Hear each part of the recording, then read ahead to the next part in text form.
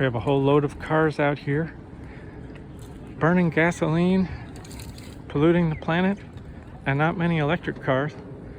Now, I don't know if you're a car person. A lot of people, like me, I'm sort of a car guy. Welcome to the Excellent Universe channel.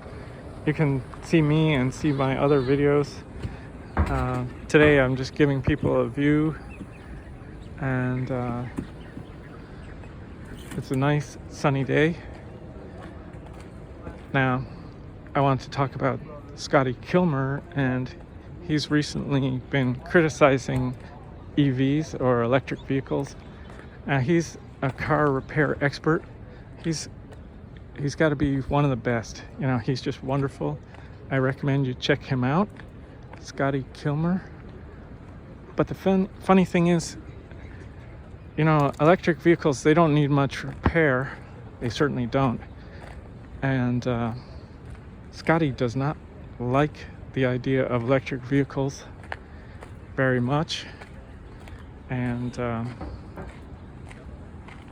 think there's a reason that his friends tell him, you know, even a friend of his that is a scientist says, oh, you know, the United States shouldn't go to electric vehicles because we don't have enough electricity.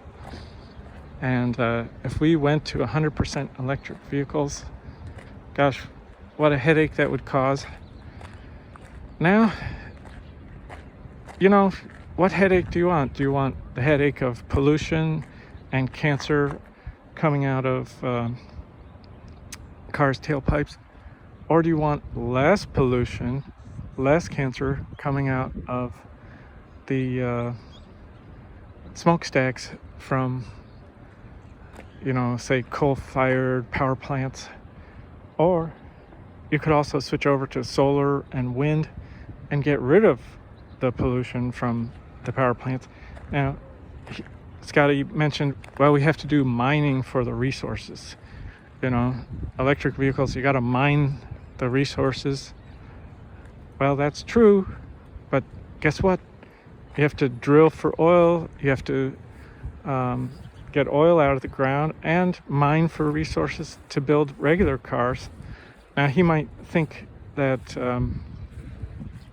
hybrid cars are the solution because they need less batteries, and they're like a good halfway step as we move to 100% electric. But I think what Scotty's worried about is mandating, like government saying it's mandatory to have 100% electric, and you making it illegal to even sell gasoline cars. And frankly, there's a statement that says the government which governs least governs the best. So basically saying the more freedom is better. And I would say, if you're polluting the environment and you're causing property damage and health hazards, well, I can see there could be a reason for restricting it.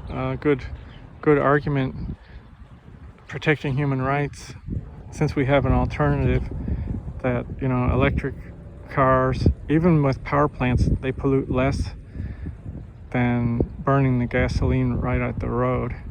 And it's also, you know, it's going to reduce bad air quality, and so electric cars really are good.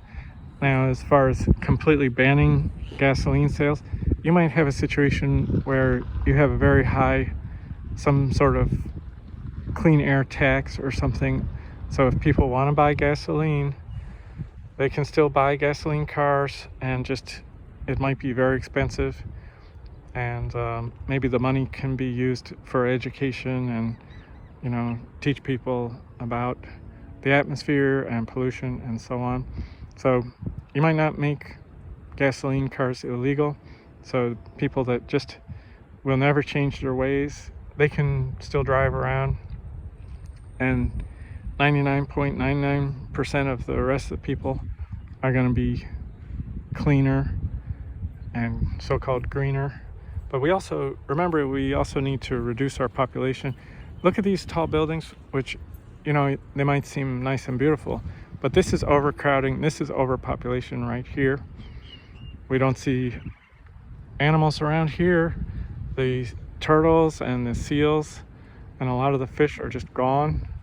And I'm standing in one of the nicer places. Mostly it's concrete all around here. We just have way too many people.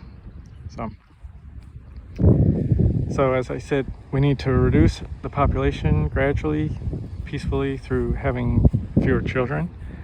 And it's going to also help us pollute less.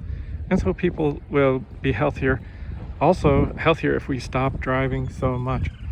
People need to live close to where they need to go every day.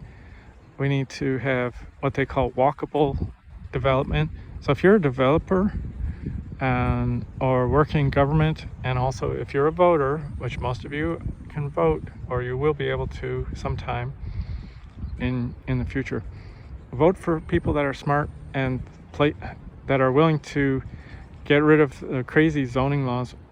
We have zoning which says you can't build a grocery store.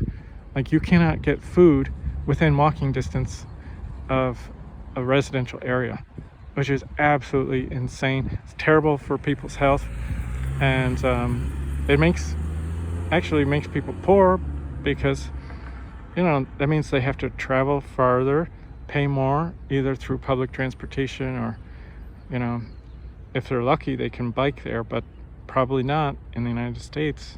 Probably can't bike if they don't have a car or a scooter or public transportation. Getting to the grocery store and getting food can be very difficult. So long story short, move close enough, and let's all design places where you can walk to work, walk to where you get food, and if you go to school, and go electric, especially with renewable energy like solar and Tesla power walls or power packs, or some other kind of energy storage for your home. And we can reduce the pollution. And yes, although there is mining, we can also reduce that as we gradually have fewer children, and things are going to be a lot better. So as I said before, thank you very much for watching the Excellent Universe channel. And if you ever watch Scotty Kilmer's videos, put a little comment in there. Also, please comment, like, and subscribe to this channel. And please watch the other videos. Just click on the Excellent Universe words down there below the video, and you can watch lots of other videos which help you have an excellent time here on the planet and have a safer and cleaner planet if everybody just followed these ideas. So thanks again. And as I said, comment to Scotty, tell him, electric vehicles actually are beneficial. And his one point, it sounds like his main point, is that we don't have enough electricity for these vehicles. We can just make the electricity. People can make it at home. The power companies, as their increased demand, they're going to increase their healthy renewable energy, is what they're going to do.